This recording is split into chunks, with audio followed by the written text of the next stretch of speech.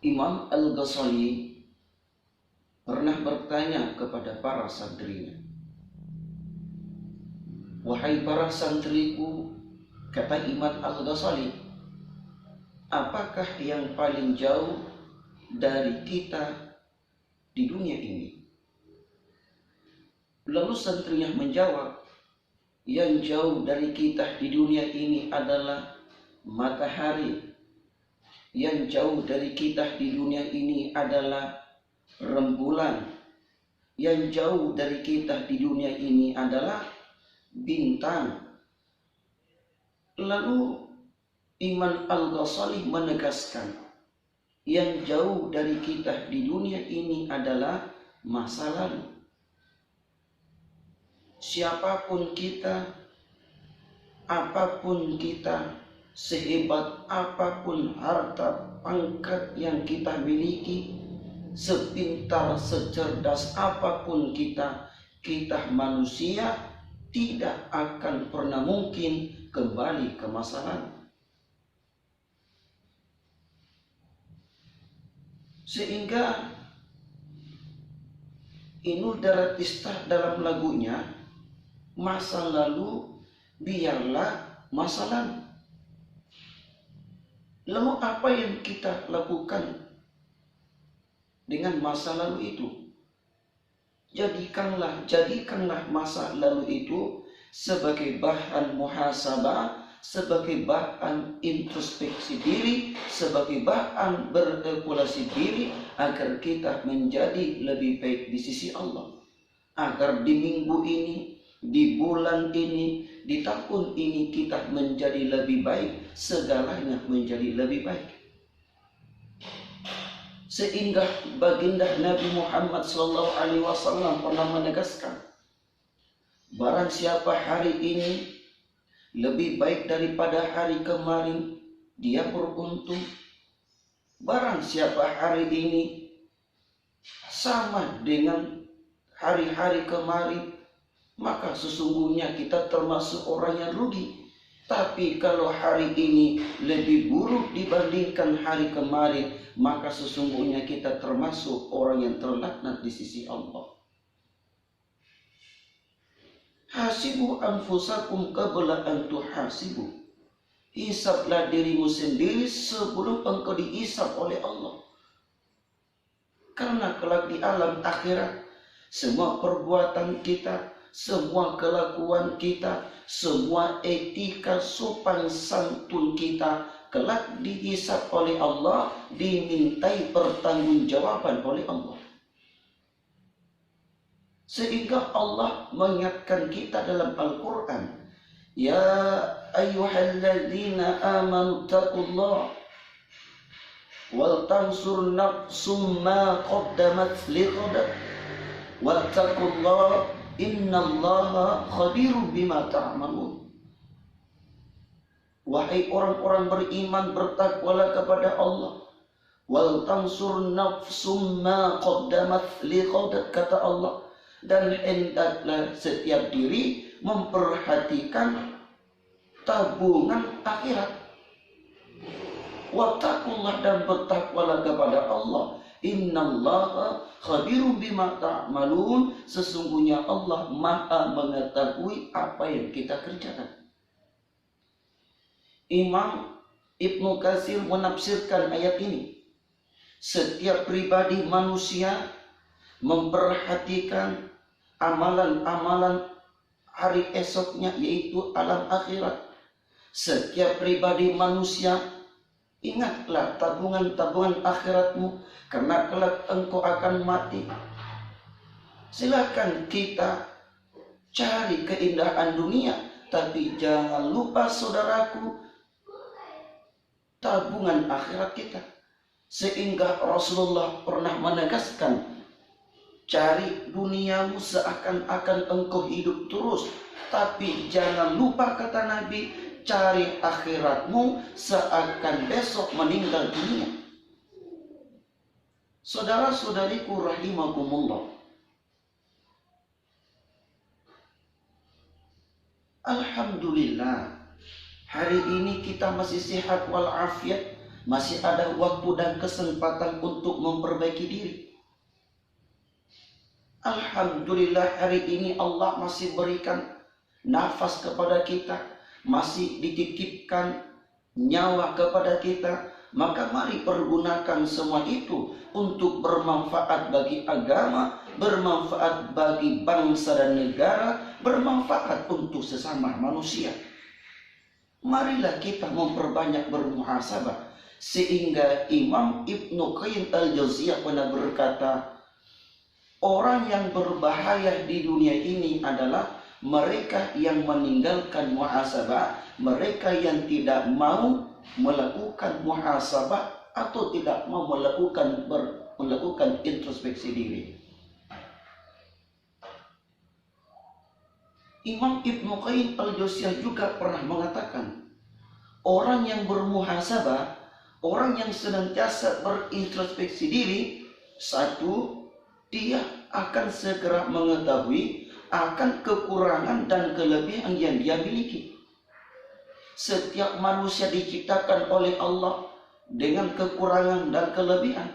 Oleh karena itu kita harus cari tahu apa sih kelebihan yang kita miliki dan apa pula kekurangan yang kita miliki. Nah, ketika kita mengetahui akan kekurangan dalam diri, maka mari kita tutupi kekurangan itu dengan kelebihan yang kita miliki. Lalu yang kedua, kata Imam Ibnu Qayyim al-Jauziyah, orang yang senantiasa bermuhasabah, orang yang senantiasa berintrospeksi diri, mereka akan segera mengetahui sudah berapa banyak amalan kebaikan yang dilakukan, sudah berapa amal soleh dan solehah yang dilakukannya, dan sudah berapa banyak maksiat, zina, dosa, kesalahan maksiat yang dilakukannya. Lalu yang ketiga, orang yang senantiasa bermuhasabah dalam hidupnya punya rem kehidupan namanya. Saya mencoba ambil contoh, kita punya motor atau mobil.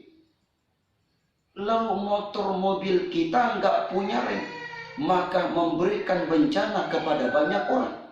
Bukan hanya pada diri kita sendiri, tapi juga pada banyak orang lain. Saat lampu merah, mobil dan motor orang lain sedang berjejeran, tiba-tiba datang mobil motor kita yang nggak punya rem, di mana kecepatannya di atas 80 km per jam, tiba-tiba di lampu merah nggak punya rem, maka mendatangkan bencana kepada orang lain, begitu pun mendatangkan bencana pada diri kita sendiri. Bapak Ibu rahimakumullah. Oleh karena itu saudaraku, marilah pergunakan sisa umur ini untuk banyak bertakarrub, mendekatkan diri kepada Allah.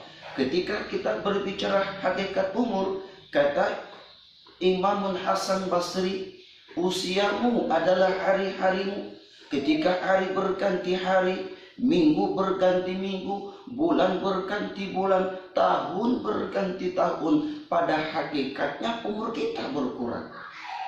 Umur kita berkurang. Secara hitung-hitung dunia, umur kita bertambah. Dari umur 1 tahun jadi 2 tahun.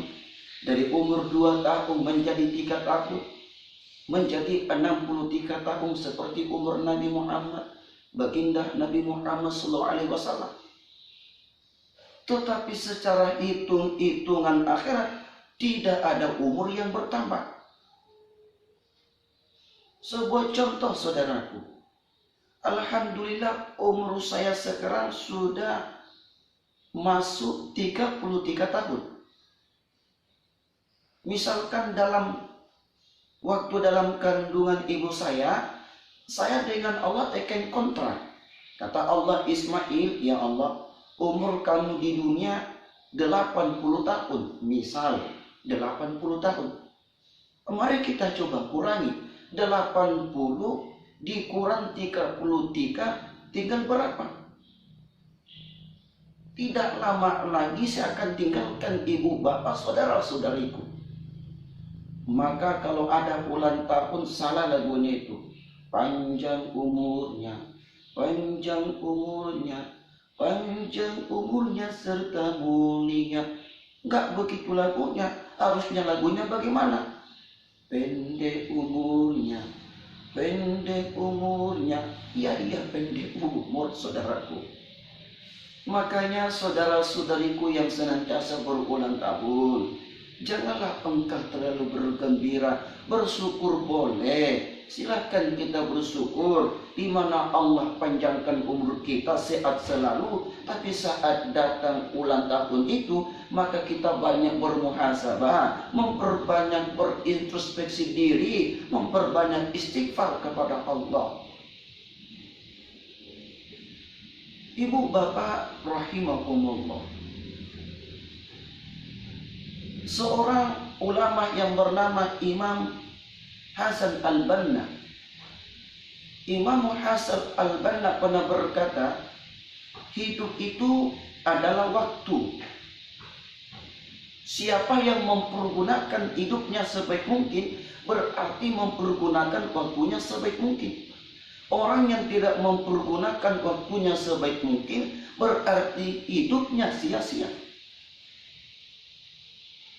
Sehingga Allah menjelaskan dalam Al-Quran, wal 'ashr innal insana lafil khusr illa alladhina amanu wa 'amilus solihati wa tawassaw bil haqqi wa tawassaw bis sabr.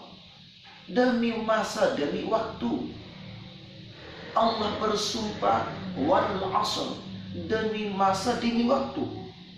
Sesungguhnya manusia dalam keadaan merugi. Illa alladzina amanu, kecuali orang beriman. Siapa lagi? Orang yang beramal soleh. Wa tawassaw bil haqqi wa tawassaw bis sabr, dan saling menasihati dalam kebenaran dan saling menasihati dalam kesabaran. Orang-orang seperti inilah yang tidak pernah rugi dalam kehidupannya. Al-waqtul kasyai, waktu itu adalah pedang. Siapa yang tidak mempergunakan waktunya sebaik mungkin, maka waktu itu menebas kita. Kalau orang Inggris berkata, time is money, waktu itu adalah uang. Bagaimana mungkin kita menjadi orang kaya? Bagaimana mungkin kita mendapatkan money, uang fulus, kalau kita tidak mempergunakan waktu yang ada? Kalau kita cuma malas-malasan, alias kutu, tidak mau bekerja, tidak mau melakukan kebaikan, bermalas-malasan di rumah, tidur saja di kerja. Time is free, waktu itu adalah doa, waktu itu adalah ibadah. Bagaimana mungkin kita mendekatkan diri kepada Allah kalau waktu itu kita tidak mempergunakan untuk banyak beribadah, memperbanyak sholat, memperbanyak doa kepada Allah Subhanahu wa Ta'ala. Ibu bapak rahimakumullah, oleh karena itu, mari kita mempergunakan waktu sebaik mungkin. Karena di alam akhirat Allah Subhanahu wa Ta'ala akan bertanya kepada kita. Sehingga Nabi bersabda, anak cucu Adam kelak di alam akhirat tidak akan pernah mampu mengangkat telapak kakinya sebelum ditanya 4 perkara. Perkara apa yang Allah tanyakan? Persoalan umur, saudaraku. Umur akan ditanya oleh Allah. Umurmu kau habiskan kemana? Lalu persoalan yang kedua yang Allah tanyakan kepada kita adalah masa muda. Masa muda kelak ditanya oleh Allah, masa mudamu kau gunakan kemana? Lalu yang ketiga, hartamu kau peroleh dari mana? Kau belanjakan kemana? Persoalan harta akan ditanya dan dibelanjakan kemana? Lalu persoalan yang ketiga yang Allah kelak tanyakan kepada kita adalah persoalan ilmu, saudaraku. Ilmu yang kita miliki, ilmu agama yang kita miliki, ilmu apapun itu, selama ilmu itu tidak bertentangan dengan syariat Islam, maka kelak ditanya oleh Allah, ilmumu kau amalkan atau tidak? Begitupun dengan ilmu hitam, ilmu jahat, kelak di alam akhirat diminta pertanggungjawaban oleh Allah. Saudara-saudariku yang dimuliakan Allah Subhanahu wa ta'ala, semoga kelak di alam akhirat Allah memudahkan kita dalam menjawab setiap pertanyaan. Semoga di alam akhirat Allah senantiasa memberikan rahmat dan ridhonya kepada kita, agar Allah memberikan catatan amal kita di tangan kanan kita, sehingga kelak di alam akhirat kita mampu mendapatkan Jannatul Firdausa. Amin ya rabbal alamin. Cukup sampai di sini pengajian singkat kita. Semoga ada manfaat. Insyaallah di lain waktu kita lanjutkan. Assalamualaikum warahmatullahi wabarakatuh.